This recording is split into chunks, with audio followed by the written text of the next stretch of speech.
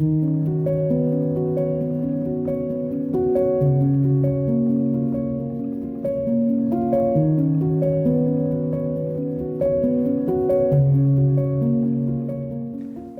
eglwysu'n llefydd gwych i bobl gael seibiant, a myfyrio am ychydig, i gynnau canwyll neu roi gair neu ddau ar goeden weddi neu ar hysbysfwrdd efallai.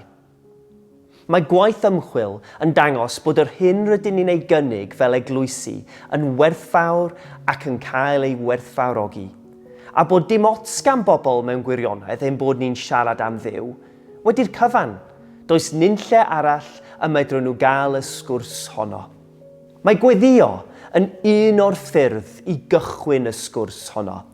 Mae'n un o'r ffyrdd y gallwn fod yn hyderus wrth siarad â phobl. Gallai hynny fod yn ystod yr ymweliad ar gyfer angledd.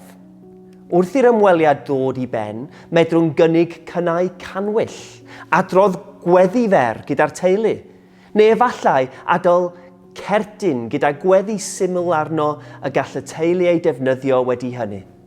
Y peth gwaethaf allai ddigwydd o gynnig gwneud hynny yw y bydden nhw'n dweud dim diolch. Ond yn aml, mae pethau bach fel yma yn cael ei gwerthfawrogi'n fawr yng nghanol prysurdeb a'r dwyster emosiynol y mae'r teulu yn mynd trwy yn ystod cyfnod felly. Mae pethau syml eraill y gallwn ni wneud i atgoffa pobl ein bod ni fel eglwys yma o hyd, am bod yn estyn gwahoddiad iddynt ymuno â ni mewn gweddi. Beth am gyflwyno bocs syml i gyplau sy'n priodi, sy'n cynnwys canwyll a gweddi fach y tu fewn, sy'n dweud Dduw gariadus, bendithia ni wrth i ni drefnu ein briodas. Neu efallai fagnet ar gyfer yr oergell, yn gwahodd rhieni bedydd i weddio Dduw gariadus, bendithia fy mlentyn bedydd heddiw. Am fwy o wybodaeth am adnoddau fel y rhain, edrychwch ar yr adran Digwyddiadau Bywyd ar wefan Padarn Sant. Gall fod yn eitha hawdd cael y rhai rydyn ni'n cael sgwrs â nhw i weddio. Ond wedyn, bydd diwrnod y gwasanaeth ei hun yn cyrraedd, pan fydd y teulu a'i ffrindiau'n dod i achlysu'r hwnnw.